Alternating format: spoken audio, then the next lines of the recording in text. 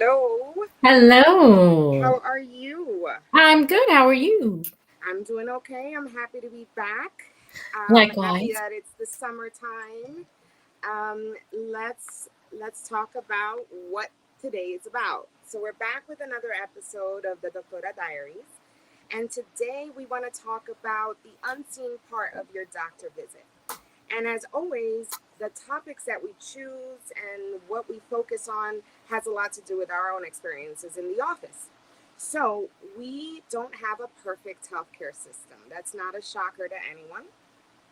Now, what you see when you go to the doctor is only a part of what goes into actually providing healthcare.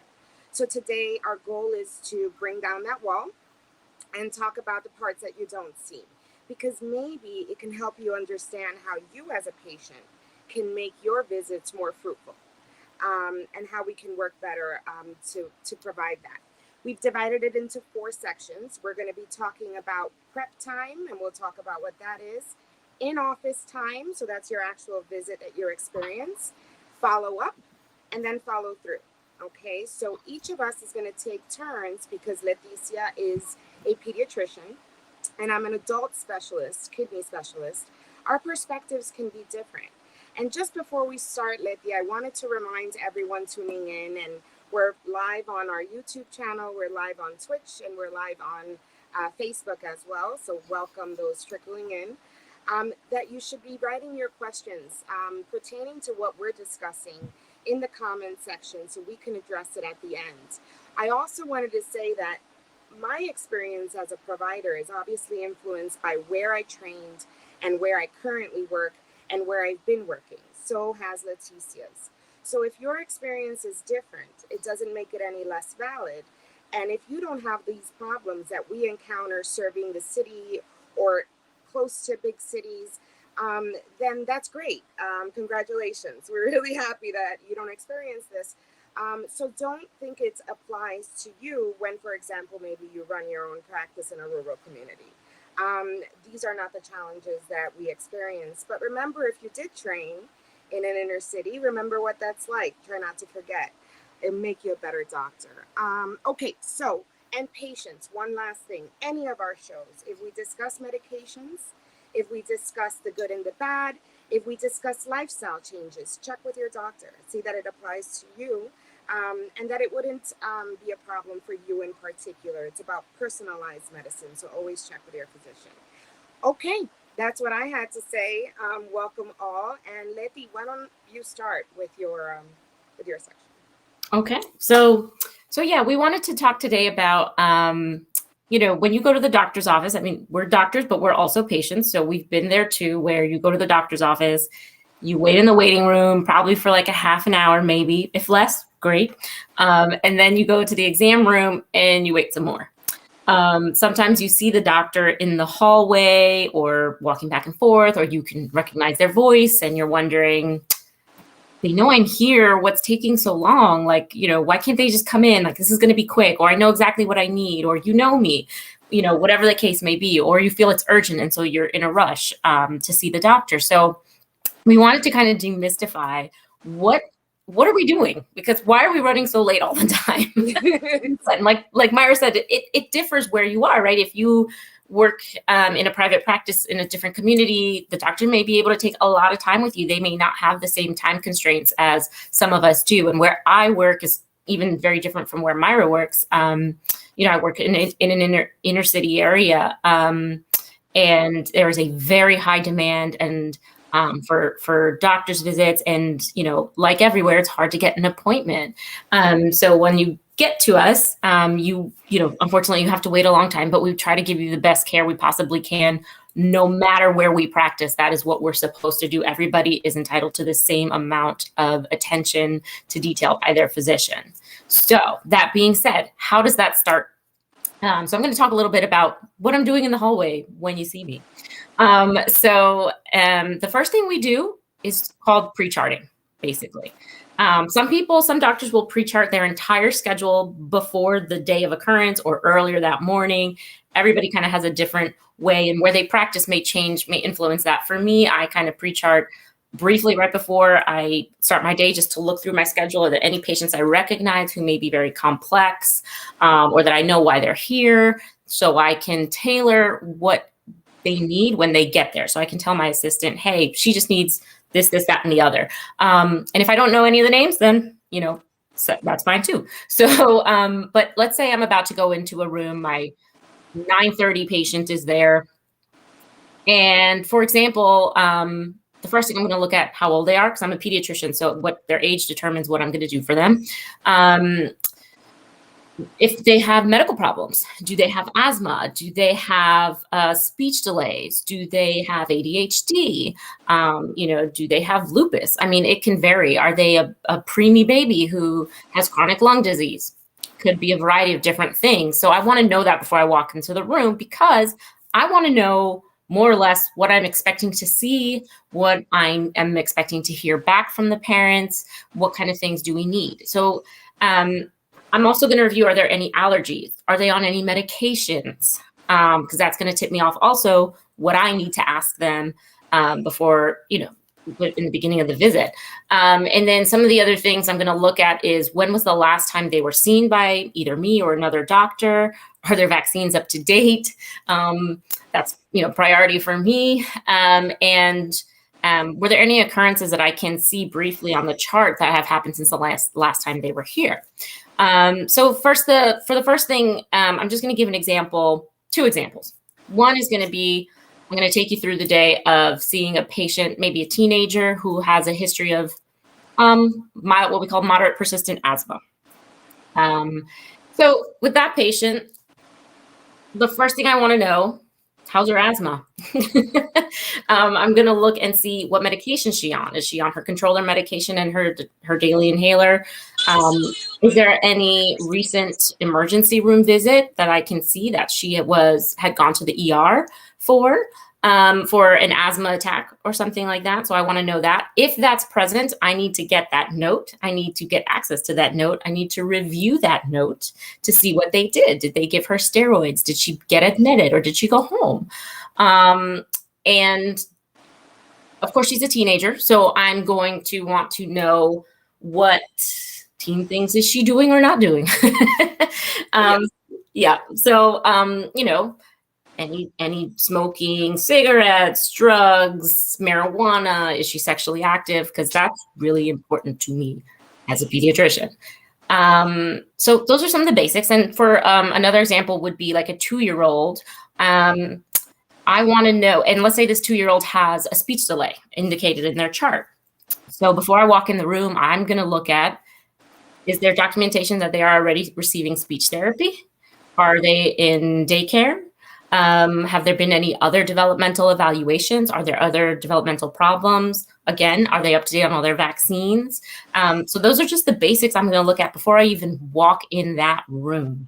And with all that in my head, meanwhile, right before I go into the room, I have to look at my schedule and see what other patients have already shown up in these maybe 5, maybe 10 minutes before I went into the room. So that's what I'm looking at before I go in a typical day, typical visit. So Myra, as a specialist, tell us, how is that different for you, and how far do you go into your pre-charting right before? See, this is why I didn't want to know what you were going to talk about, because I knew it would be really eye-opening for me, because it's a different there's some obviously of the same things, but the focus is a little different. I can't, as a specialist, my environment is not so unpredictable at clinic. So if these patients have appointments, they're going to keep their appointments for the most part. They've been waiting a while to see a specialist. So I do prep because it's worth it, because I don't have a lot of no-shows, and they're not adding them on usually that day or the day before. So if I prep, I didn't waste my time. And what do I mean when I say prep? My prep does start the day before usually. Just in case there's changes, I wait to the day before. I see who is on my list. And for the most part, with the new patients especially, I try to send out messages so that we can gather the information that we need. I think that I'm going to backtrack a little bit and just talk about 2 major points, and that's going to clarify what I spend my time prepping in. One is polypharmacy. I, as a specialist of the kidneys am really the most invested physician in knowing what you're taking: medications, teas, supplements, over the counter meds. I say over the counter meds at least 10 times a day, because they're not on your patient list. And it creates a problem when I'm looking at patients that have a specialist in Connecticut, a specialist in New York, maybe even 10 specialists in New York that are also working on the same case. And no one has actually, and it's usually a complex patient, as I'm a kidney specialist, I'm the last on the scene sometimes because everything they've been doing has affected the kidneys, and that happens with medications. So now I have to gather. I say that I'm a private investigator. My patients will know I use that a lot. I say, I'm sorry, I may be asking questions that don't seem to pertain to your kidneys, but they do. Okay, they do, because everything you're taking goes mostly through the kidney. And let me explain this, how this happens to be so much of my prep time, and so much of me looking into things. A patient has been your patient for 20 years as a primary care doctor. Let's just suppose you've been prescribing the same medication for roughly 15 years. Over 15 years, their kidneys have changed. Over 15 years, their kidneys have aged. And so we are supposed to adjust medications based on what your current, not your kidney function 10 years ago, but your current kidney function is. So because I deal, this is the other concept, with an asymptomatic disease, it's not something patients feel for the most part. They only feel kidney infections or a kidney stone. I deal with chronic kidney disease. That's chronic, and it's unfelt by the patient. So my prep time, looking at their GFRs over time, sometimes years, to figure out when the change occurred, and is it at the same time as a sickness, symptoms, the initiation of, I'll find that out during the visit, but I prep to see what they look like now, but what did they look like before matters so much. And if I don't do it in the prep time, I don't usually get to do it in the room. And the other thing is, what can we do to change this? The medication problem. Quickly, I have a patient who only knew about there was a problem with his meds because a pharmacist alerted him. He came to me after the pharmacist told him there was an interaction. He checked with the doctor, and it wasn't manifesting as a kidney problem. Pay attention to your pharmacist's warnings. I know we want to get out of there and take the medication very quickly, but pay attention to what they have to say if they alert you about something. They are a kidney's best friend, actually. And the other thing, bring your medication list. And if you're not sure if it's up to date, bring the bottles. That makes any flaws in my prep time much easier to compensate when I get in that room if your bottles are there. It's not a problem for me. I welcome that. So prep time, a lot of history, a lot of kidney numbers, reports, gathering up information from other providers that are not in my system, and gathering, sometimes I call the pharmacy and I have them fax and active. What is the patient picking up? Not what they're prescribed. What are they actually picking up from the pharmacy? So all that goes into before I say, hi, nice to meet you.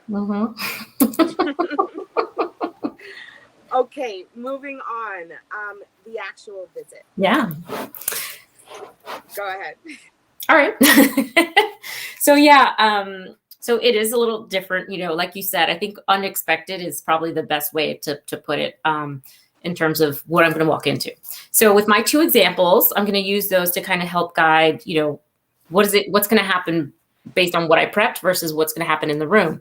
So let's say our teenager, I walk in the room.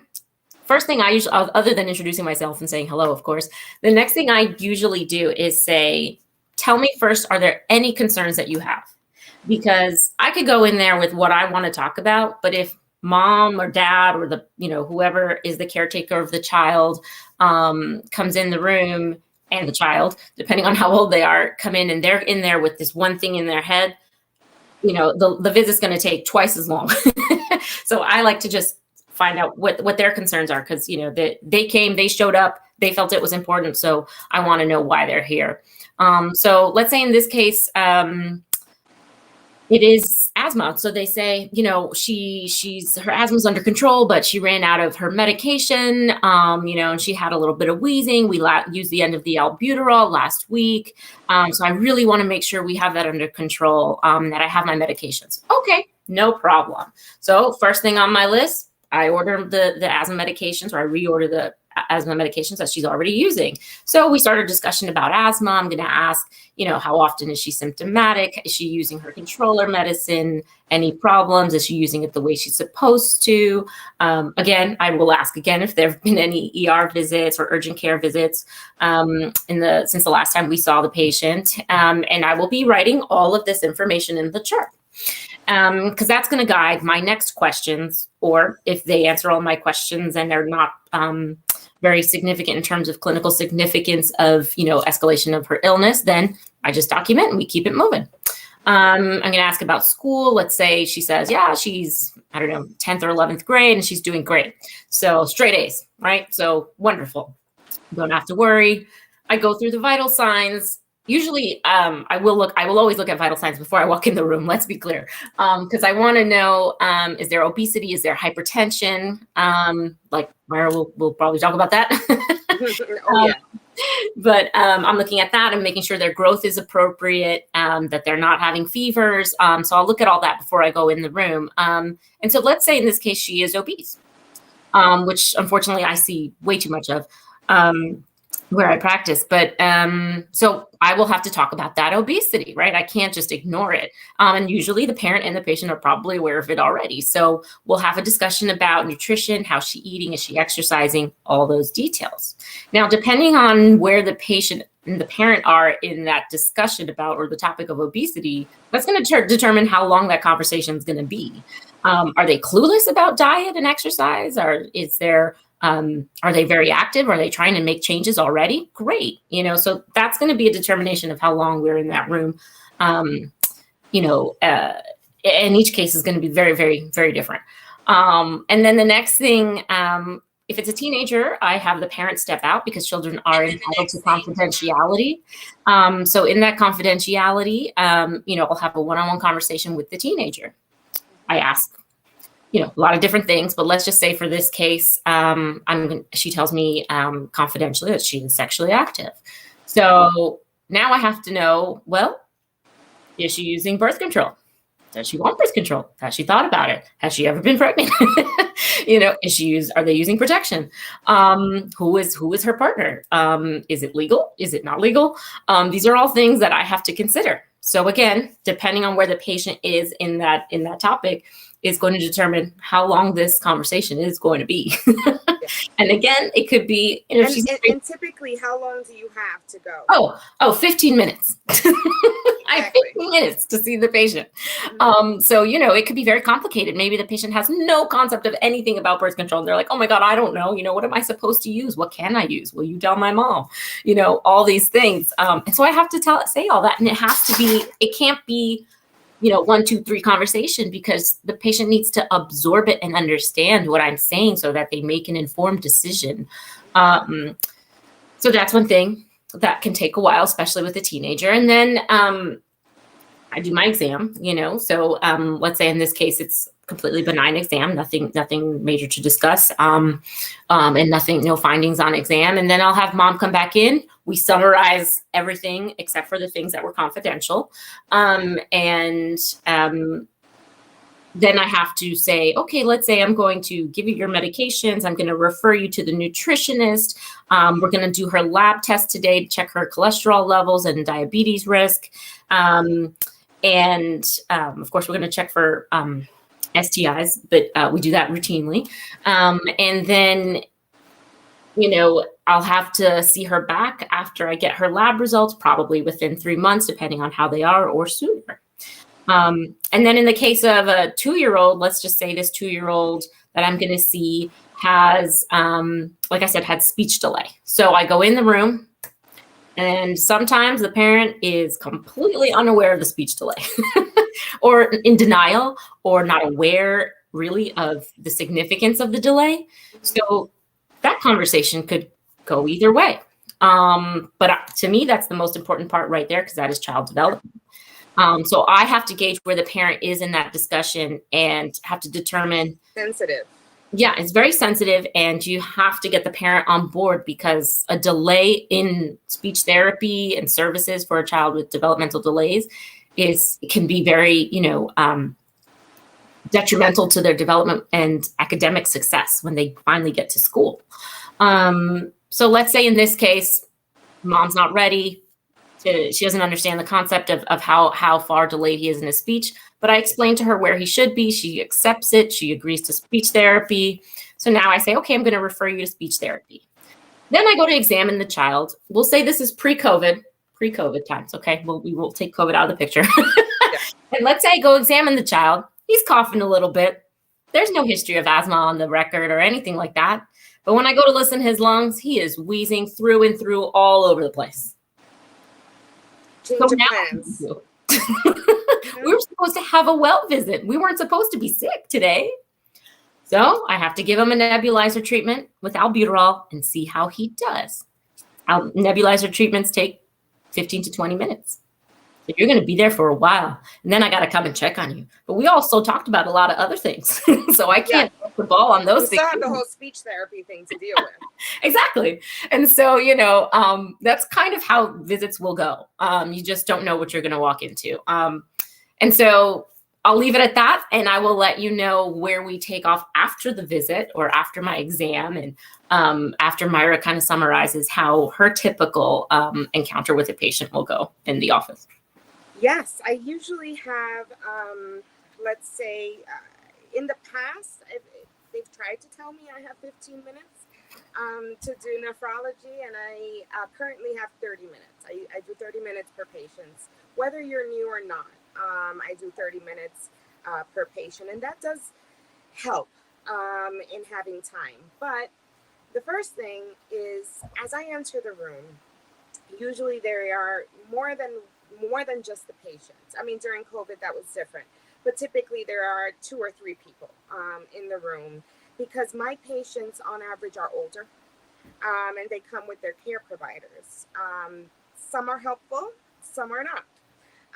As I walk into the room, the first thing that I usually encounter with a pretty sick patient is that seeing me for the first time is that it all depends on how their primary care doctor introduced me or the need to see me.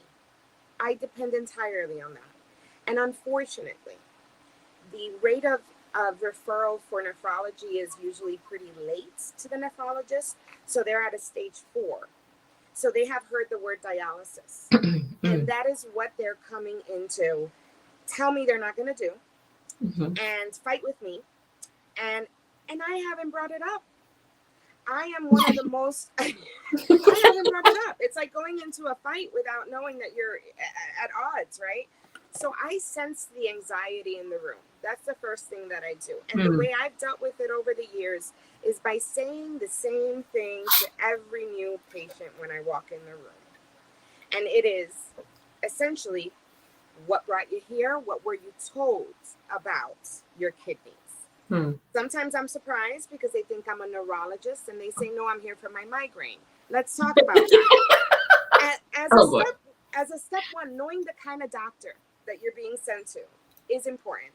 I know there are some really good patients that will go to their primary care's referrals no matter where they're sending you, with no questions asked. Ask a question, okay?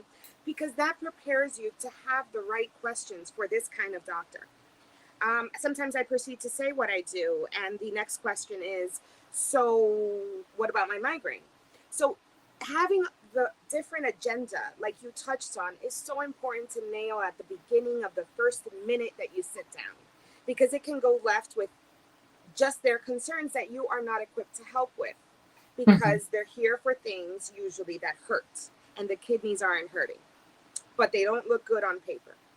So time is important. Fight for time. We need it. 15 minutes is not enough for what I do any day, no matter what the patient is. Age doesn't really matter. Do not judge. I think there's a judgment. I feel that sometimes we are quick to look at a doctor and say they're too young, or they're too old, or any number. It's a woman, I wanted a man. It's a man, I wanted a woman. Give every doctor a fair shot that first visit, because I know while practicing in Idaho, I turned around whole mindsets of people, because you are influenced by where you live. Right. Okay. Body language is important to me. I probably seem like I'm in there longer than 30 minutes, it's because I'm quiet a lot at the beginning, because I want to hear your story about if you're concerned. I want you to vent about the anxiety so I can take it down a notch and then inform you. A mind that's nervous is not going to retain information. So my first goal is, we're not here to talk about dialysis yet. Give me a shot at reversing this, because kidney problems can be reversed is the first myth I have to break. I also have to break it to them that even if they're going to the bathroom normally, this is still a problem. My first visit is educational. I can't do it in 15 minutes. I have to tell you, your kidneys won't hurt, but they can get you very sick. We're not yet at dialysis, but can it be a possibility? I have to make something that they don't feel a real part of their everyday thinking and in the foods that they eat. And that's not, if food gives you heartburn, you avoid it. But if I tell you this is bad because it's making you make stones, kidney stones, but the pain doesn't come for another 3 months, you don't connect it to the food. That's my biggest challenge in that minute, the minutes I have with you. I have to get you to trust me even just a little on that first visit, to trust that what I'm going to order for you is necessary even if you don't feel it right now. That requires a patient-doctor relationship where I am sitting and looking in your eyes. And that's not what's happening. I am not speaking as someone who spies on colleagues, okay? I'm speaking as someone who is a patient and a daughter of patients, pretty professional patients. I have a lot of appointments. I have a lot of experience being quiet and watching my dad or my uncles interact with doctors with the back of their head facing the patient. That's not good.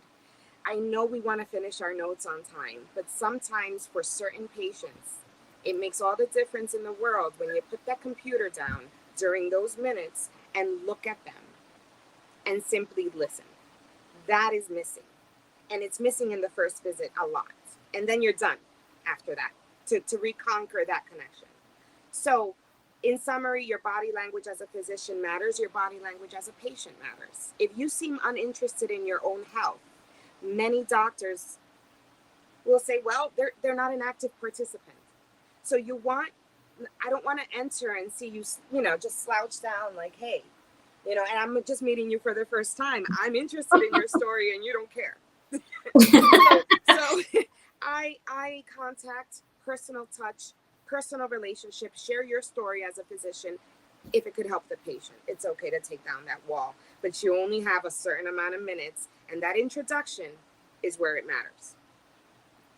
Okay, maybe I'll continue to flip it over a little bit if you want, Letty. I'll go with the follow. Yeah, that way we keep a flow here about the kind of patients. Lots of medications. I deal with patients that easily have 20 medications, 10 of which need to be redosed for the kidneys in the worst case scenario, 3 of which the other doctors don't know they're taking because I'm the crazy doc who insists that they bring all their bottles. And here are a ton of bottles over the counter that they never thought to bring to their doctor. So now, in the follow-up, what do I have to do? I have to be the glue. I have to let the primary care doctors know. Typically not at that moment, but it's on my mind. I better get back. I better make sure the cardiologist knows this information that I as a PI gathered, and most kidney doctors do. My follow-up, when I leave that room, I always ask whether you have any questions, because that's the worst feeling in the world, is to leave as a patient with one last question, but you were too nervous to ask because the doctor seemed rushed. When the doctor turns around before they leave and they say, do you have any more questions? It means the world to the closure of that encounter. It means you're not too rushed to get one more question in for them. It means you're invested, and it means they might just come back. Okay, so take the time to close and open. If it works for you, it works for me. The same way for all your patients. Do you have any questions? Okay. And then I say, my great medical assistant, Shai, will be right with you. Why? Repetition is key. I don't tell a patient, this is what you're going to do. Go ahead and you're done. No, my medical assistant comes in and says, so Dr. Rodriguez wants you to do X, Y, and Z. I tell her how important that is because it reiterates it, right? I have to order labs, x-rays sometimes, sonogram, a blood draw, urine testing. The other patient is waiting. You're still in the room wondering what's taking so long. Yeah. I have to go to the bathroom. My bladder is going to explode. Dr. Rodriguez is so mean. She's making me keep the urine in longer. Look at her. She's just on the computer. She's probably shopping. I'm not. I promise. We're never shopping. Never. In the time, let's talk about follow-up. The follow-up is that time to wrap up the visit that you don't see. Right. I'm ordering things. If you say, by the way, I changed my mind, I can't go to the bathroom here, it's a whole new order. Ooh. Take down the old order, put the new order in, okay? The scheduling.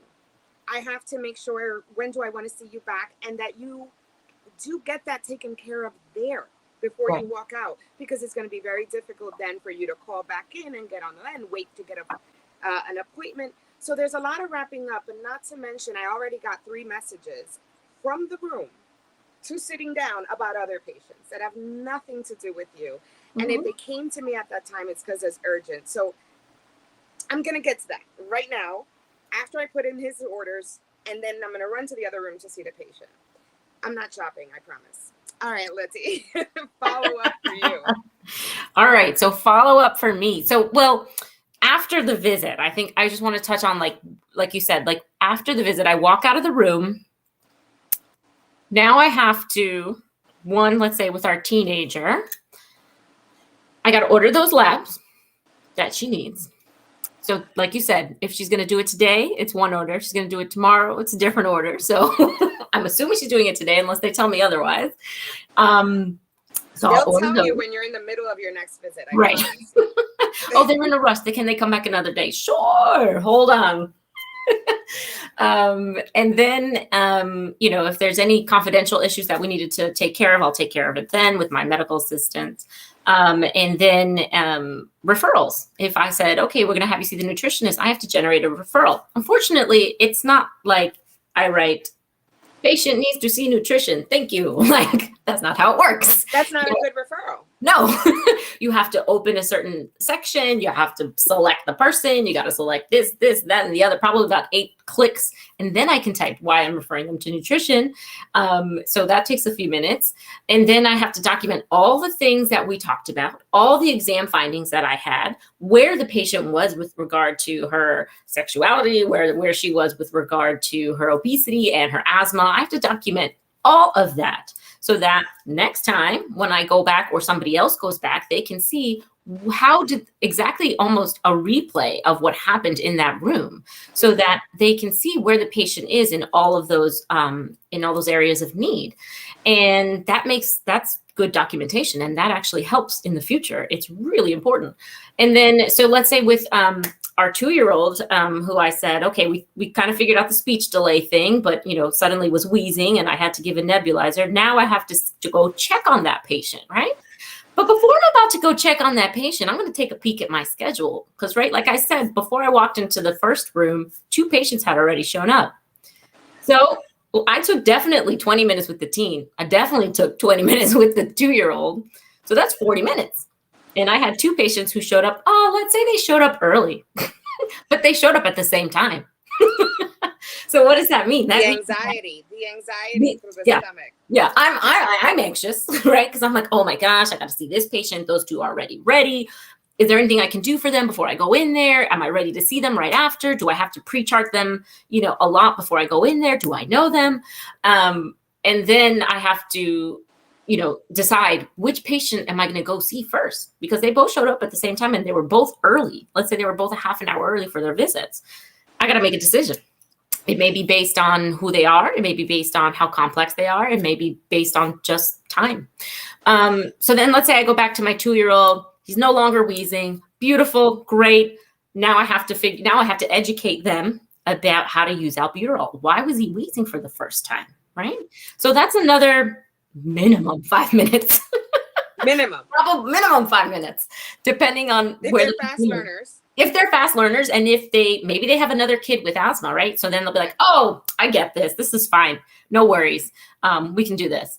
Maybe they've never had an experience with asthma at all, and they're completely lost. And then I have to give them a nebulizer machine. I have to order, medications for them. I have to tell them when we're going to follow up, how to take care of him at home. When should you take him to the ER? Do you have to take him to the ER if he's still wheezing in a couple days? How do you know if he's wheezing? So all these things are things that I have to, discuss with them. And so I'm documenting all of those things after that, or trying to rather, or giving myself clues at least of what I want to make sure I document later, since I probably don't have time right now because my other patients again are waiting. So I'm going to write, nebulizer given or whatever, and that I'm going to see them in 2 weeks or something like that. So that's basically what we're doing between the last patient between the last patient I saw and before I'm going to walk into the next room. And again, I have to pre-chart for the next patient. So I got to finish what I did with the last patient, pre-chart for the next patient. And then, so that's basically how it goes. And then of course it's probably, 10 o'clock. I'm already 40 minutes behind. and I've only been there for an hour, so that's a typical day. And I have about any range between 15 to 25 patients a day on my full schedule, on a full schedule day. I have 15 minutes for each patient on average, slotted. And I basically see an average of 20 every day because of that 15 to 25 range. So some days it's 15, some days it's 22, some days it's 25. Yeah, it's a lot. Yeah, a lot. So so that's my like immediate, aftercare, and what happens in a day. Yeah. I'm going to talk about follow through now. Mm-hmm. I think follow through is what distinguishes doctors from each other. The ability to do it depends on where you're working and other resources. It's not just on you. What do I mean? I want to give an example. Let's say I have my patient with 22 pills on board, medication interactions. Yes, his kidney function is so low that I feel the need to prepare him for maybe dialysis. Maybe we're there. Maybe it's that patient that we're there. So it's simple to say, well, you need to start dialysis and we need to change all these medications and watch how you do. But how does the patient go about doing that? Well, the first referral has to be to a surgeon, actually, to get a surgery that requires about 6 weeks to heal in the perfect of terms, like perfect circumstances. So I can't tell you that you need to have the surgery today because you need dialysis now. No. I need to foresee when it's going to be and at least have 6 weeks of time for you to heal from the surgery to then do dialysis. So the first referral is to a surgeon. Who wants to have a surgery? Not many people. No. So I then have the follow through, which is, did they go? When should I check that they did go to the surgeon? Maybe he'll give him an appointment in a month. I don't know. Maybe he's on vacation, but I'm trying to estimate this future so that I can give him a follow up to look at the actual surgery. I look at it to see that it's ready for dialysis. This is all going as follow through because you tell me one thing today, but if I don't hear back in 2 weeks, then I have to call and have someone call and have a good medical assistant and a team that will say, let's reach out to the patient and make sure this is happening. When I change medications, I have to tell who prescribed the medication, why. So I send letters out to the doctors, especially cardiology a lot, because we prescribe opposite spectrum doses of the same medication. So we need to talk to each other, and I can't be on the phone with them because I may be interrupting their day. I find it easier to send a note. Do I get a response all the time? That's another question. See how this part depends on more than just you as a doctor. It's probably the most frustrating part for me. Social work. A lot of dialysis initiation. Let me give you an example. I have an elderly man who came and was referred to me for acute kidney injury, which is a change in his kidney function really over days. I found out he fell. He fell and couldn't get up. And that's why he developed muscle breakdown, which then was what caused the kidney problem. Do you think that he came in and talked to me about his fall? No, I'm not an orthopedic surgeon. In his mind, that is not part of what I need to know. But it was part of what I needed to know. And then I realized it became so obvious that we need help. He needs help. He's going to fall again. Why doesn't he have a walker? Why is he falling? Why he lives alone. He doesn't cook for himself. He goes to pantries to get food, so he can't not leave the house so he doesn't fall. I found this all out, and how do you ignore that when that's at the core of the problem? So then you have to turn to your resources and put a referral in for social work, put a referral in for nutrition, figure out what you can do to help. Is that part of what I envision to be taking care of the kidneys? No, but it's part of it. And I can't ignore that if I'm going to take care of the patient. But that's on my own time. And it's not on my schedule. To call and check on Mr. So-and-so's food pantry delivery is not on my schedule. My boss is not going to make time for that. But Right. I have to, because it's part of his treatment plan to Right. keep him okay. One last thing, mental health, just real quick. We'll go a little bit late on our Spanish start, but mental health issues come up when patients don't go to their appointments. And I can't ignore that either. So if your mental health is what's getting in the way of you going to your referrals and taking care of your health, then I can't ignore the depression. And so there goes another colleague I need to call on and then talk to the patient about follow through on that too. So it's a lot that goes into weeks after you visited the doctor that you're not aware of. Yeah, exactly.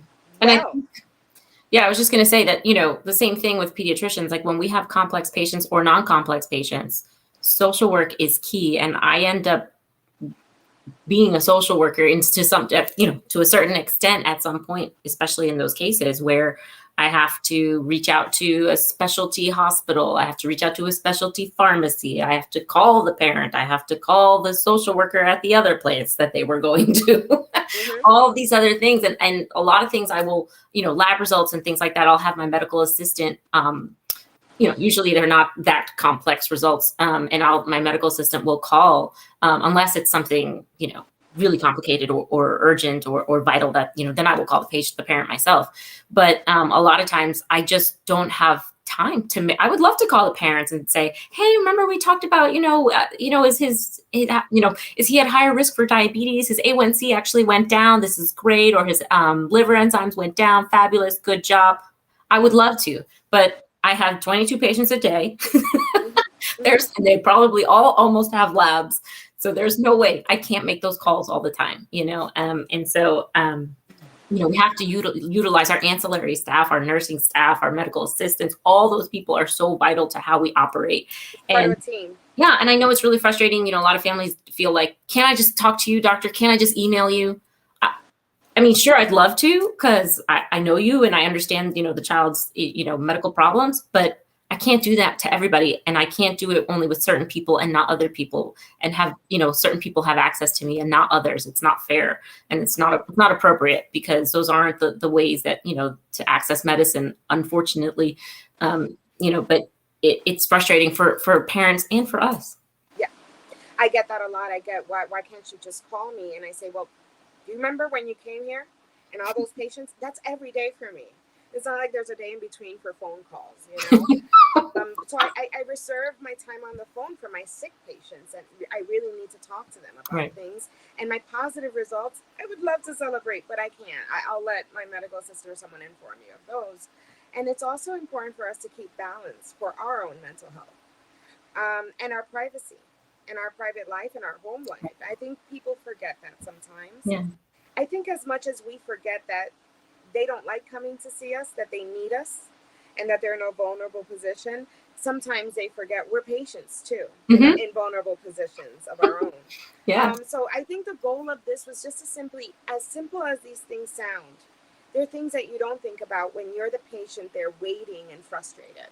Right. So just opening your eyes, and if this is not the relationship you have with your doctor, then opening your eyes to what is an ideal situation, but that every place has constraints, and we rely on more than just us to give you the best care. But you can help us out by certain things, like being ready for your visit, having a patient list of medications, knowing what your questions are. If you're seeing a specialist, who is that specialist? What are the questions for that specialist? And simply being engaged in your own care. Haven't heard back? Hey, should I have gotten a result already? That's not a bad thing either. I welcome that. Don't just wait for the calls to come from us to you. Become part of the game plan, because you're the one that'll benefit the most. Right.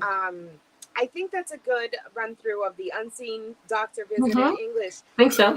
We are thinking about providing a second part of this where we open up the administration wall and window there into what they see. What is it that the front desk is doing that they can't see you right now and they say, hold on a minute. What goes into ordering a CAT scan for you? How many people do I need to get that approved by your insurance company or calls to your insurance company? I want to present their side because I think it's underrepresented as well. The wheels that run the entire practice. And so we're planning on that soon. I think it's only fair to see what they go through as well. Yeah. Okay. Hay algunos que quizás están sintonando ahora porque quieren hablar en español. In English briefly, I'm going to go into Spanish as a summary, and so is Leticia, of the information we presented. And then at the conclusion of that, if there are questions, or we'll open it to an open discussion, just to talk about pertinent points that we think are take-home messages for you. So, en español rapidito, hola, bienvenido a aquellos si se están sintonizando para español. Estamos hablando hoy de las partes de la visita que usted no ve siempre cuando va a ver a su doctor. ¿Qué es lo que se toma para proveerle a usted el mejor cuidado? Solamente esos 20 minutos, 15 minutos que el doctor se ve con usted en el cuarto, no es solo lo que se toma. Y a veces los pacientes miran y dicen, solamente la doctora en la computadora. Y yo sentado aquí esperando. ¿Y qué pasa con mi cita? Vamos a ver un poquito más del día de una doctora, tratando de darle el mejor cuidado. Se lo doy a mi colega, a la doctora Leticia Valentín Frigo, que le llamamos Leti, para que empiece a hablar sobre su proceso como pediatra antes de conocer o entrar al cuarto del paciente. Sí, bienvenidos. Entonces, cuando uno entra en la oficina del doctor, siempre nos ve en los pasillos o caminando o en la computadora y estás pensando, ¿qué están haciendo? ¿Por qué me dejan esperar tanto tiempo en esta oficina? Que tengo calor, tengo hambre, tengo sed. ¿Por qué no vienen? Le da de todo.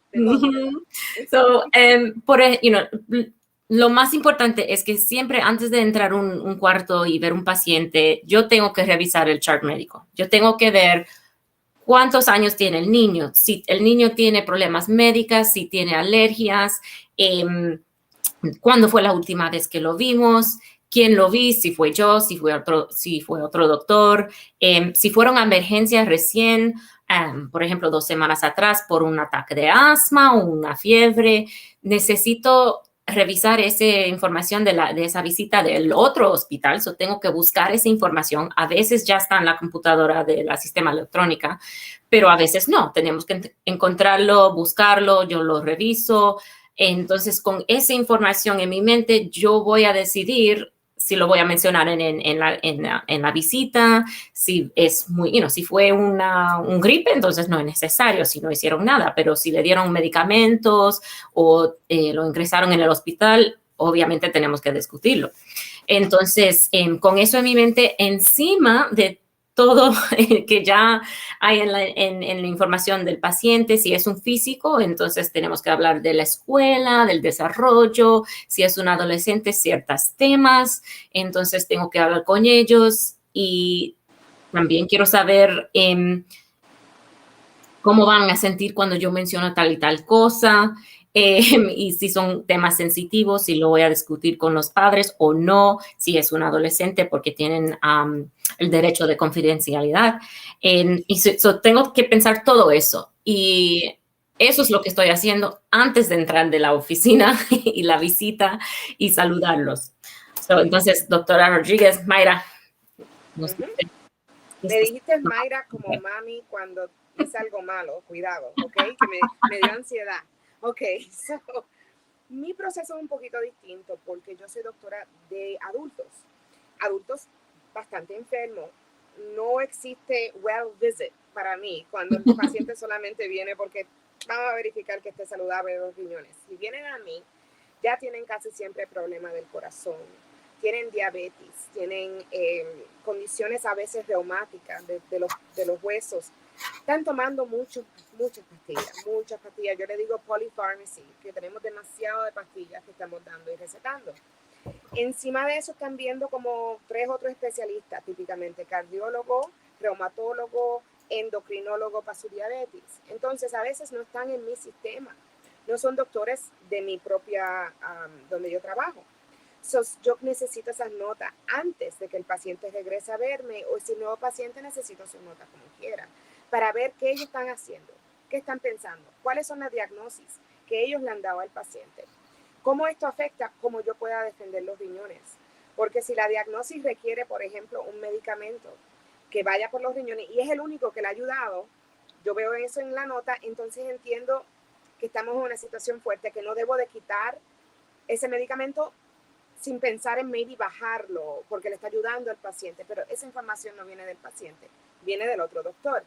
Coger esa información, entonces coger una lista de la farmacia, de las pastillas que usted está recogiendo, porque yo no cojo una lista de todo lo que les recetan, yo verifico que ustedes la estén recogiendo, porque yo sé cómo hacemos nosotros los pacientes con las pastillas. Yo lo que quiero saber es lo que usted sí está tomando. Todo eso requiere tiempo para yo ver sus laboratorios, su historial médico. ¿Cuándo fue que esto sucedió con los riñones? Porque como los riñones no se sienten, mira que yo digo eso todos los días, no espere que el riñón le vaya a doler, porque no duele bajo casi ninguna circunstancia y usted sí puede estar bastante enfermo. Eso requiere que yo busque laboratorios, muchos laboratorios, para ver cómo es su historial de los riñones. ¿Qué usted puede hacer para que esto sea más, la cita sea mejor para usted? Tráigame sus botellas de medicamento, a mí no me molesta ir una a una, mis pacientes sí saben, yo las marco. Le digo, mira, esto es para esto, ¿quiere que lo escriba? Y le pongo alta presión, especialmente si hablan español, para que sepan por qué está tomando la pastilla. Tráiganla, traigan una lista, traigan preguntas pertinentes al doctor que usted va a ver. Y eso empieza con saber que yo soy nefróloga y no neuróloga. Sepa para dónde usted va como paciente, porque si no sabe qué preguntas le puede preguntar para mejorarse de eso. Ese es mi procedimiento. Mucho homework antes de tiempo, empiezo casi siempre el día antes, pero a mí no me ponen pacientes casi nunca el mismo día, por eso puedo prepararme antes de tiempo. Ok, durante la visita. Leticia, ¿cómo es tu proceso durante la visita? Ok. Durante la visita, lo primero, yo pregunto, lo más importante para mí es si tienen preocupaciones o preguntas o temas de que quieren hablar específicamente hoy. Porque a veces, aunque yo creo que es puro físico, que vamos a hablar de tal y tal cosa que ya yo tengo mi lista, pero si ellos tienen los padres o el paciente tiene otra idea en la mente o algo más urgente que pasó ayer o el día, días recién, de eso no vamos a hablar y eso me va a decir dónde vamos con esta visita. A veces eso es, a veces es lo mismo que dicen es por el asma o el atraso del habla y para mí también eso es la prioridad. Entonces está bien, estamos en la misma página, pero a veces no, a veces es otra cosa totalmente, que tiene tos, que empezó ayer, pero además está bien, o cualquier cosa. Entonces hablamos de eso, si es un adolescente, entonces yo hablo con ellos individualmente, sin los padres presentes. Entonces yo los reviso, les digo cosas, les hago preguntas para los adolescentes, otra vez que son confidenciales, si es un físico. A veces ellos tienen muchas preguntas o no tienen ni idea de ciertos temas y me dan una cara así como que no dicen nada. Entonces yo tengo que preguntar, ¿hay más preguntas? Veo que tienes otras preguntas, tu mamá está afuera, hablamos. Entonces, pero eso me va a decir cuánto tiempo va a durar esta cita. Y a veces el niño puede ser que tiene asma justamente en ese momento y no sabían. Entonces tengo que tratar ese momento, ese día. Entonces eso también me va a durar más tiempo con el paciente. No hay problema con eso, pero a la misma vez mis otros pacientes están llegando, están esperando. Entonces, y el día se te fue, ya se te fue el día, olvídate. Ya pasaron 20 minutos y la cita era solo para 15. Y ahora el niño tiene asma y hay que darle un Exacto, tratamiento. yo también tengo hambre. Let's Pero, keep it real. exactly.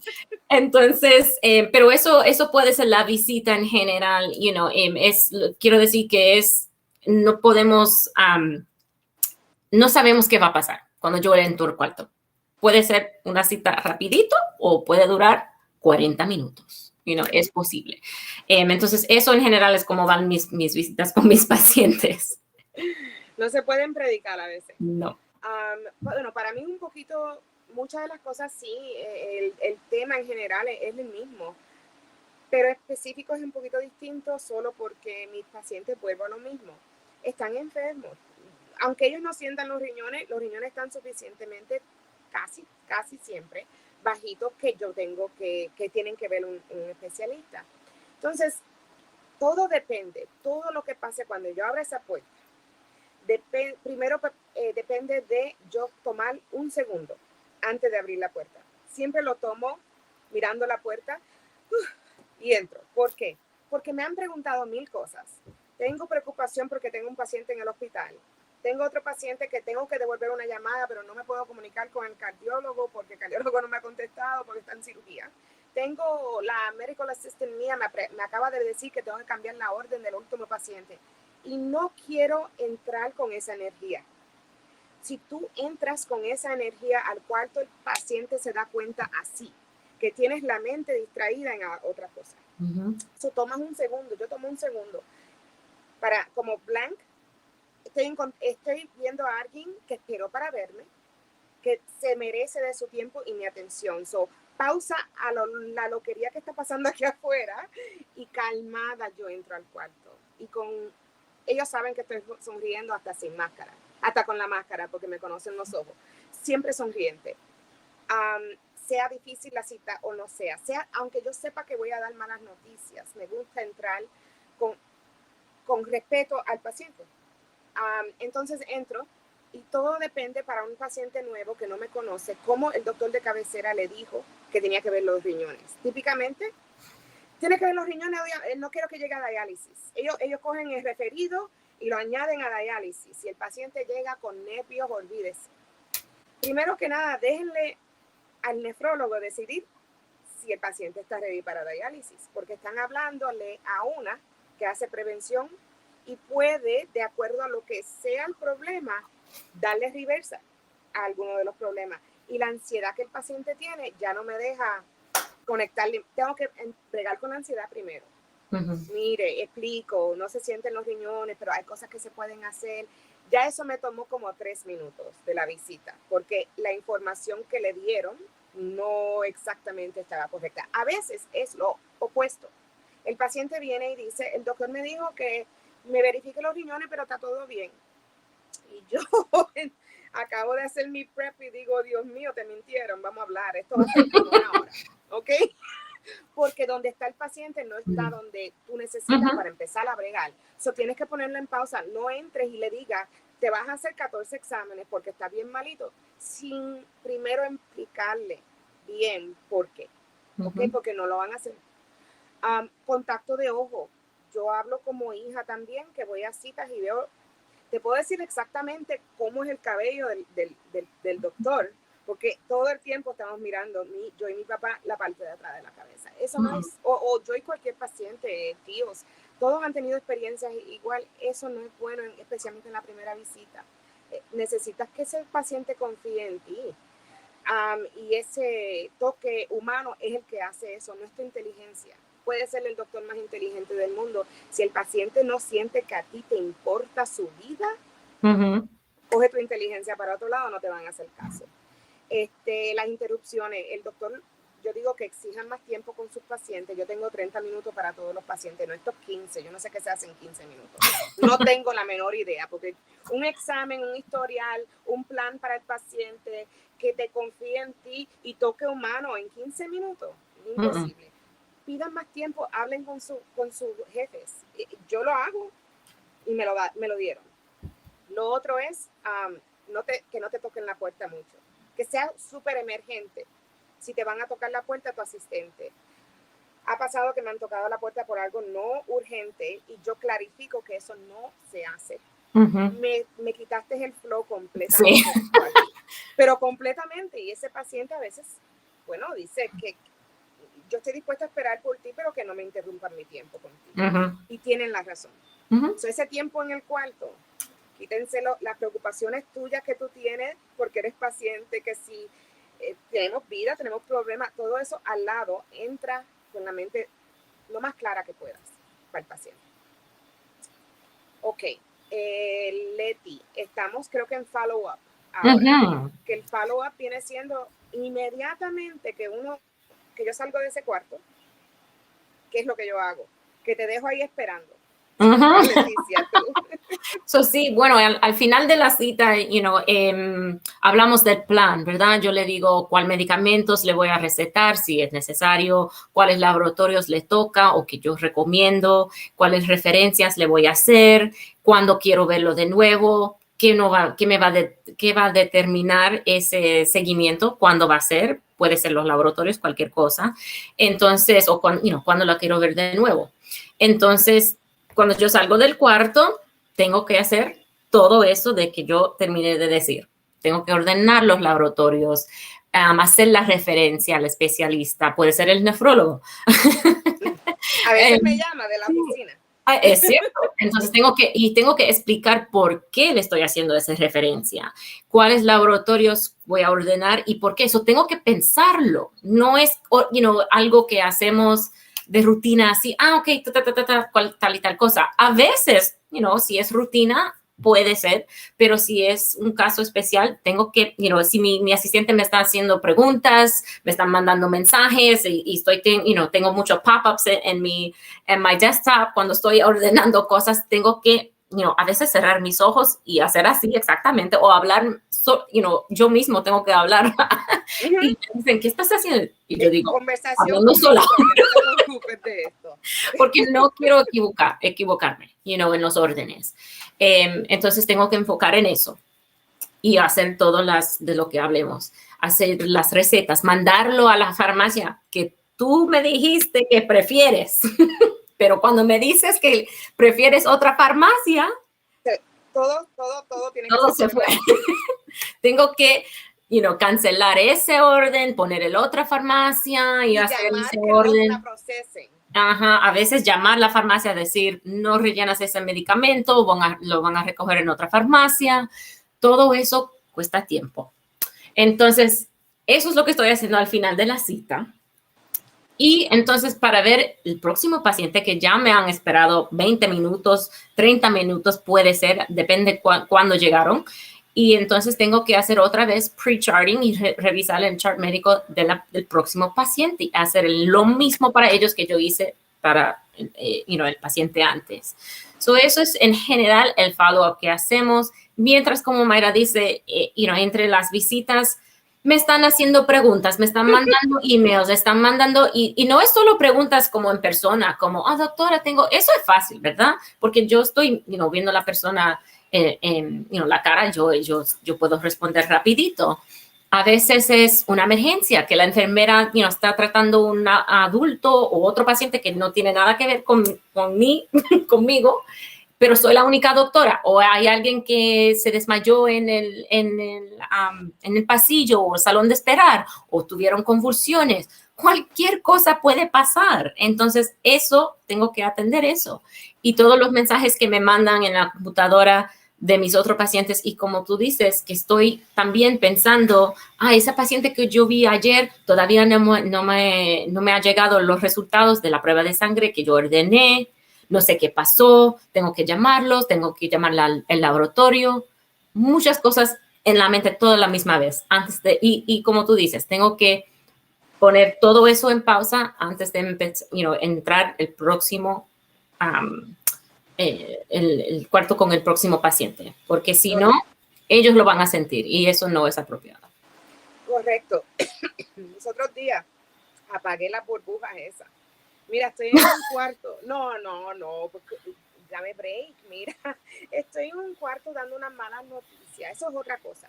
Yo tengo que dar a veces mala noticia. Cáncer en el riñón. era este caso. Y el paciente vino por algo completamente distinto, que no se iba a sospechar que eso iba a ser que iba a encontrar algo.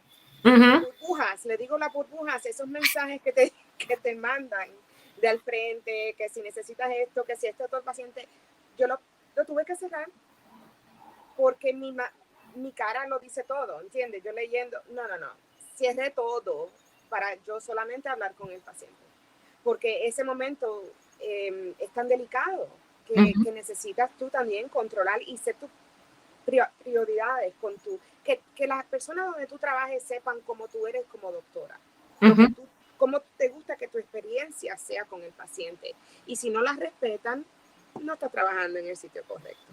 A mí me tomó mucho para yo poder decir esto es lo que necesito para yo ser la mejor doctora que pueda ser, no perfecta, pero ayúdenme en algo. Mi follow-up, bueno, cuando yo, ahí es donde estamos, ¿no? El follow-up, cuando yo cierro la puerta del paciente, lo último que yo le pregunto es si tiene alguna pregunta. Y no sabe lo importante que es eso. Decir, do you have any more questions? ¿Tiene alguna pregunta? Porque por más que maybe te interrumpieron, maybe has tenido un día fuerte, maybe no tienes la misma carisma que siempre tienes, la energía, somos humanos, pero si le preguntas eso, no le estás dando la impresión que estás in a hurry, que estás, no tienes tiempo, que estás, esa última, ¿tienes alguna otra pregunta? Si ellos ven que tú estás, ellos se dan cuenta que te están jalando para todos lados y que como quiera le quieres saber si ellos tienen una más, eso vale para el paciente. Yo hago eso, salgo del cuarto y a enfrentar lo que vaya. Me gustaría decir que tengo como un túnel del cuarto a mi oficina donde nadie me interrumpa, pero nunca, ¿ok? De aquí a que yo llegue allá, y yo lo que quiero es sentarme, pero rapidito para que no se me vaya nada. Mira, quiero ponerle el referido al cardiólogo, poner los laboratorios y poner la orina porque el paciente me dice que tiene que ir al baño ahora y quiere darme la muestra. Y yo me pararon cuando fui a salir del cuarto, contesté esa pregunta. Quizás hay un doctor en el teléfono. Eso sí, yo digo, interrúmpame porque entiendo que es algo urgente. Atiendo eso. Gancho. Ay, el señor todavía tiene que ir al baño. Déjenme entrar. Entonces lo pongo. Necesita medicamentos. Y vamos a hablar de algo. No todos los medicamentos electrónicamente pasan. Y no siempre yo puedo verificar, oh my God, no entró, déjeme mandarlo de nuevo. Sería otra cosa añadida. Entonces, a veces tengo que, si son muchas, yo digo, déjeme verificar que todas entraron. Otra cosa que hacer, el paciente todavía tiene el orina, ¿ok? Tiene que ir al baño. Pero mi medical assistant no puede saber qué yo necesito del paciente hasta que esté en la computadora. Ella no está al lado mía. Ella está en otro sitio esperando que yo ponga esa orden. Entendan que el proceso después no es que nos guste que usted se quede en el cuarto. Hay cosas que hay que organizarse bien para su follow-up. Ese es el follow-up inmediato. Un consejo que le doy a los pacientes: no se vayan. Si la cita fue bien y usted necesita un follow-up en 3 meses, en 2 meses, en 2 semanas, háganla ahí mismo. Le digo por qué. Los pacientes se rajan de esperar en el teléfono después para llamar para hacer la cita. Y no tienen a alguien y que le dan recording y no se vayan sin hacer la cita y punto. Ya tienen eso en el libro porque muchos de los pacientes después no pueden comunicarse. Repetición, yo le hago que mi medical assistant vaya también al cuarto después que yo termino y diga, pues la doctora Rodríguez quiere que usted haga tal. No es porque ella le guste repetir todo lo que yo digo, no, es porque quiero que usted lo retenga. Y si se puede, también le escribo lo que quiero que haga. Todo eso requiere tiempo. Y tengo el otro paciente esperando y este paciente de amigo mío ya es enemigo porque todavía no ha orinado. Bueno, ese es el problema. Este show es para no hablar de las cosas que usted puede leer, es para hablar de la verdad, de lo que se pasa con una doctora fuera de el jacket blanco. ¿Okay? Leticia, follow through. Sí, entonces a veces solo que pasa es, yo tengo mi día y veo cada 22 pacientes o algo así que tengo cada día, y al final del día tengo que terminar todas las notas de cada visita con cada paciente. Y eso quiere decir que tengo que escribir todo de lo que hablamos, todo lo que ellos me dijeron, dónde están ellos entendiendo los diagnósticos o cualquier síntoma que tienen, qué yo les dije, cuándo quiero verlos de nuevo, qué va a determinar eso, qué estoy pensando que está pasando con este paciente. Si pienso que tienen que hacer tal y tal cosa o examen o ultrasonido o cualquier cosa, dependiendo de eso, yo voy a escribir qué estoy pensando, porque lo que pasa es, la próxima vez que yo les veo, en general, yo recuerdo, si yo conozco el paciente muy bien, yo recuerdo de lo que hablamos la última vez, pero puede ser un año entero que yo no veo el paciente de nuevo, entonces yo no voy a recordar todo eso, tengo que mirar la nota de antes y que es como un play-by-play, que me dice exactamente qué pasó esa visita para que yo sepa dónde vamos a entrar la próxima vez. Y también si es otro doctor que lo va a ver. Entonces, ellos tienen que ver de qué hablamos la última vez. Eso es muy importante. Eso ocupa la mayoría de mi día, al final del día, en la noche. Y después de eso, tengo que ver todos los resultados de sangre de los pacientes que yo vi 2 días atrás. ¿Cómo salieron esos resultados? ¿Cuáles mensajes yo tengo que mandar a mi asistente médica para que ellos llamen a los padres para decirle cómo salieron los resultados? ¿Cuáles medicamentos necesitan porque vi los resultados? Tengo que ordenar todo eso y explicar eso. Tengo que escribir todo eso para que mi asistente lo puede llamar y decirlo a los pacientes o los padres, porque yo no tengo el tiempo para llamar a todos. Me gustaría, pero no es posible. Y también si necesitan hablar con las trabajadoras sociales, entonces estoy mandando mensajes a ellos, mirando las referencias que yo hice la última vez que me dijeron, las notas de las especialistas, de nefrólogos, neurólogos, cardiólogos, también todo eso me llega y tengo que revisar todo eso cuando me llega para determinar qué tengo que hacer después con este paciente o la próxima vez cuando lo quiero ver. Eso es el follow-through. Eso está pasando días, semanas, meses, a veces años después de ver el paciente. Y todo eso está en nuestra mente siempre. Y me gustaría pasar mucho más tiempo con cada de mis pacientes y los padres hablando de los niños, pero con el sistema médico como existe, no es posible. Y estamos tratando de hacer lo mejor posible para todos. Estamos peleando. Y, quiero decirte que, mi corazón es grandísimo con mis pacientes. Siempre estoy pensando en ellos. Aunque yo estoy deprisa o yo no puedo llamar a ti mismo, siempre lo tienes en mi mente. Siempre, siempre, siempre. Es fuerte. Estamos peleando. Yo siento que las arrugas que tengo vienen de pelear por pacientes, casi siempre, por su experiencia. El follow-through para mí es lo que hace que un doctor sea diferente a otros. Hay algunos que se rinden en el follow-through. No los culpo tampoco, pero yo trato de no rendirme porque siento que es lo más importante. ¿Qué es el follow-through?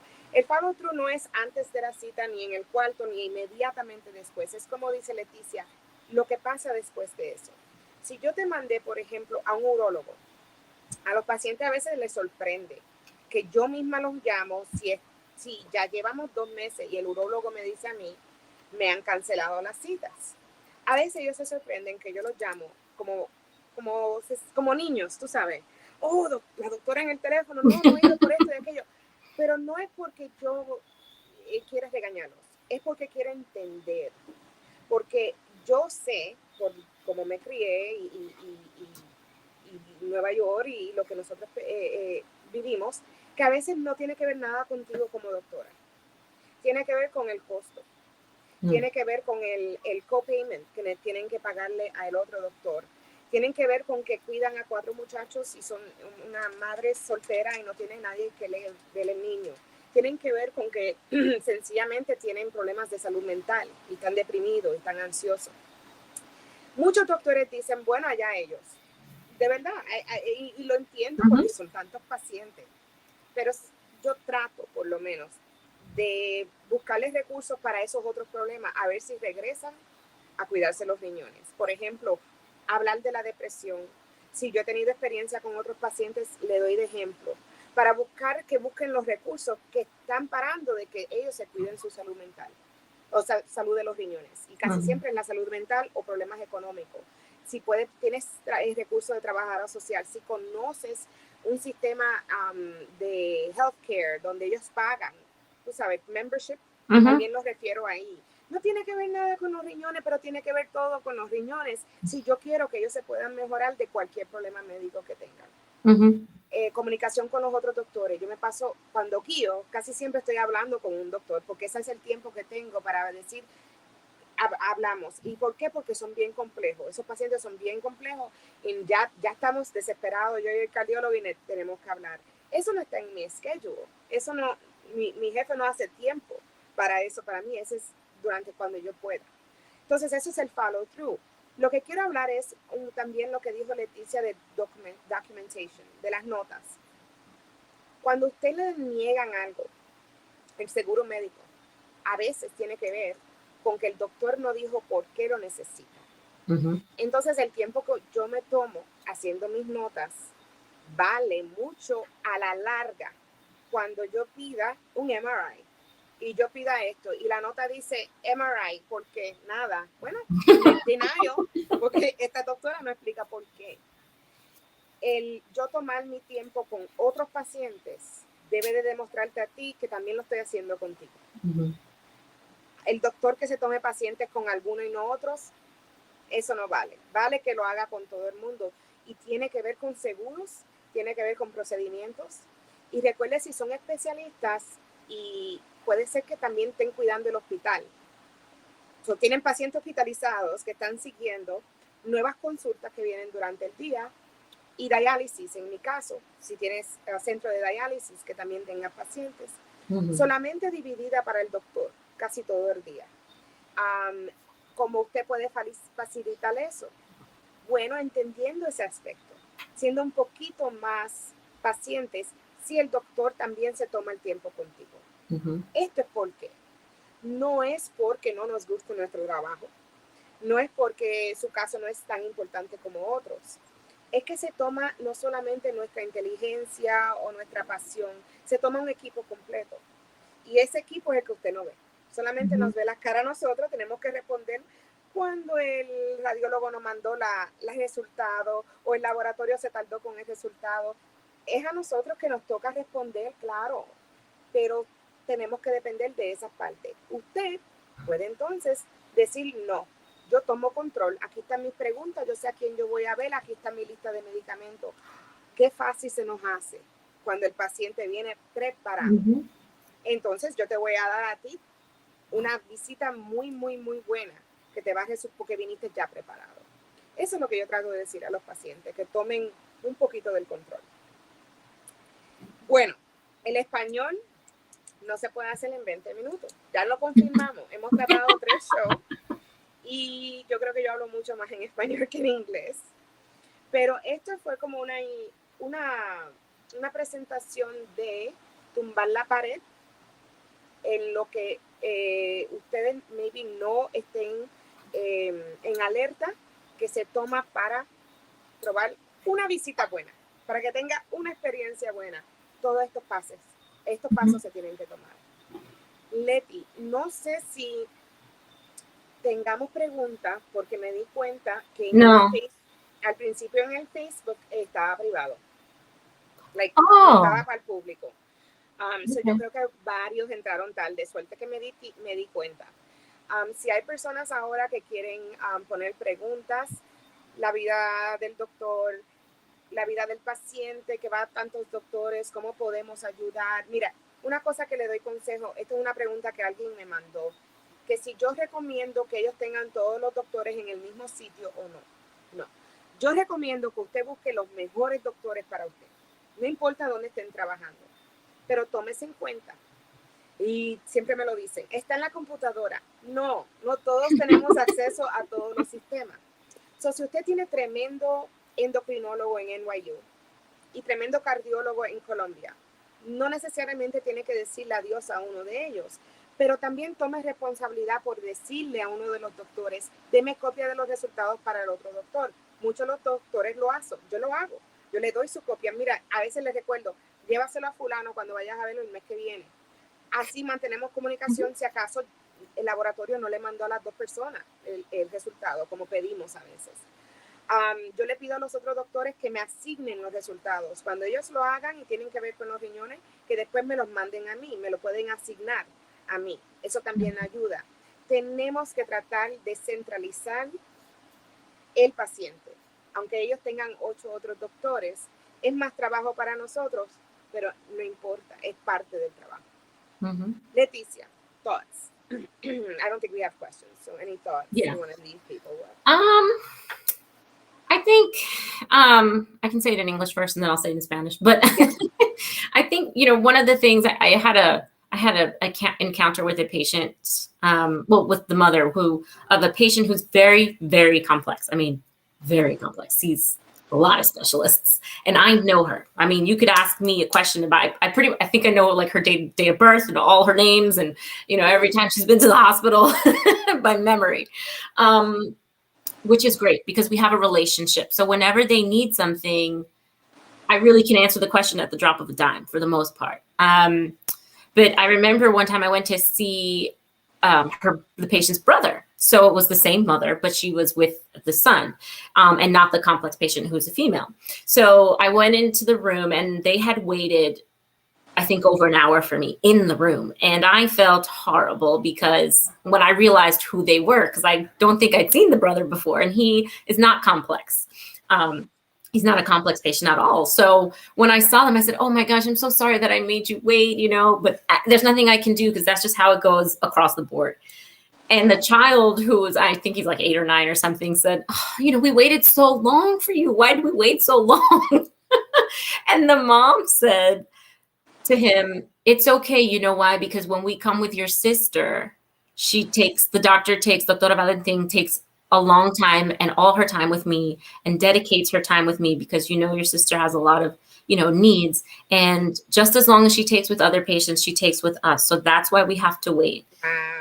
And that's okay. And that's why we do this. And that just hit my heart because I just was like, oh my God, you understand.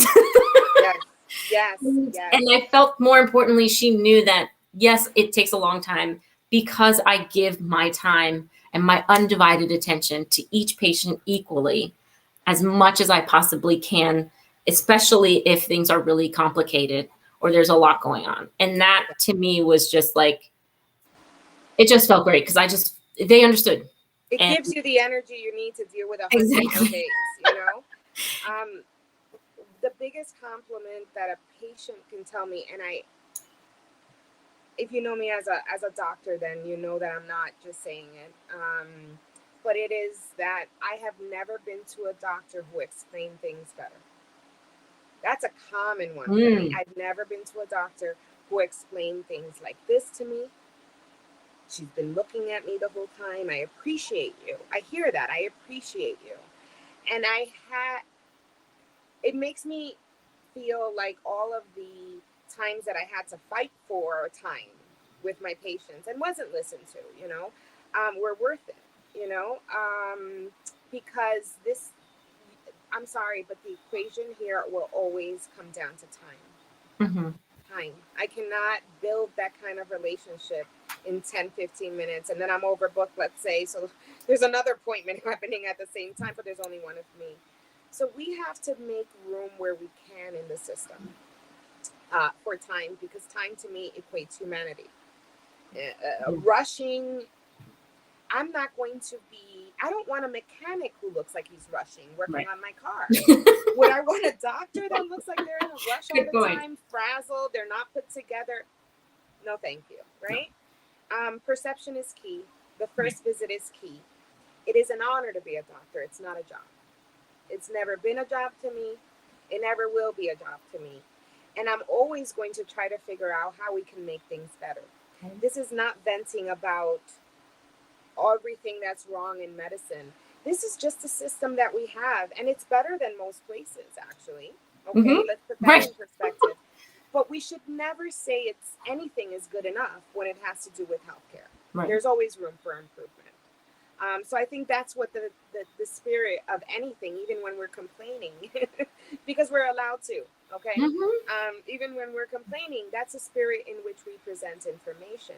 And I just, again, want to remind you that we practice in a particular setting. We've Right. always practiced either, with the exception of a year and a half for me in Idaho, we've always practiced where it was an inner city or adjacent to a big city. Mm-hmm. And one note about Idaho that I will say, underserved patients are everywhere. Right.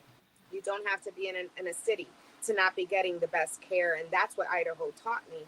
So when we're talking about underserved, it doesn't just apply to the inner city, but Right. that's a broader topic for another day. But do they also encounter some of the same issues where they drive 8 hours for a physician in a different state for 8 minutes of care? They do. Right. Okay. So there's problems within the system, but we can do certain little things. And I'm going to say it one more time: bring your patient med list to your visit. You have no idea how important it is for your doctors to all know exactly what you are taking, because it may very well be the reason for your kidney problem, in part at least. Well, I have to say kidney. If I don't say kidney, it's not the end of the show for me. So anyway, I had to slide that in there. We have But a question. we do. We do. Okay, where is it? Okay, so the question is, how do you handle a situation where the doctor takes phone calls during your visit and you can tell it is not an emergency? I think you should address it. I certainly would. I would say, I'm sorry, but is this an atypical day for you? Because I don't generally like it when a doctor is not fully focused on the visit. This is important information for me that I'm sharing with you, and you seem distracted. Right. That's how I would say it. Yeah. Just call it out. Call out what you're seeing in your visit that you don't like. Because sometimes, right after you do that, you're going to have the best visit that you've ever had. Yeah. You know, it just joggles the doctor into, oh my God, you know, like this is, or it may not. And then you look at the doctor again. Yeah, I mean, I think. Call them out. Yeah, and I think that if that's something that, I mean, if you can hear, first of all, if you can hear the conversation that they're having, that's inappropriate.